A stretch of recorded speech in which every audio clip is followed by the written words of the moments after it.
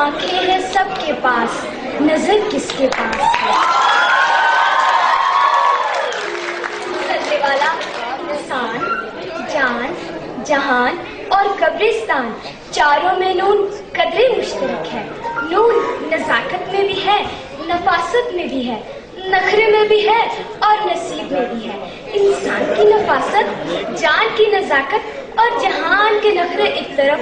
मगर नसीब में कब्रिस्तान के एहसास से जब रोंगटे खड़े होने लगे तो बेसाख्ता जुबान पर मचल जाता है कि जिंदा है तो ये बात बड़ी बात है।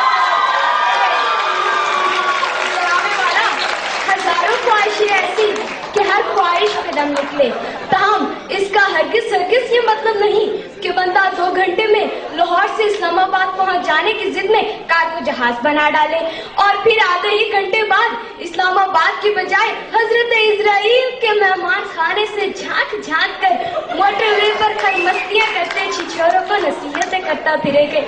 जिंदा है तो ये बात बड़ी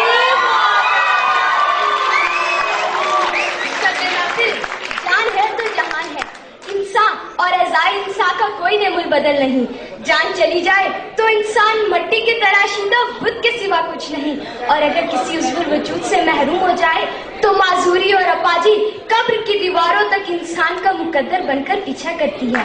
ऐसे हादसात में चल बसे खरमस्त वन विलिंग जैसे फजूल मशागिल के रसिया जवानों के भूत और जंजल मस्खरों के कटे फटे चेहरे देखकर बेसाख्ता एक ही बात जुबान पर मचल जाती है कि जिंदा है तो ये बहुत बड़ी बात है। गोया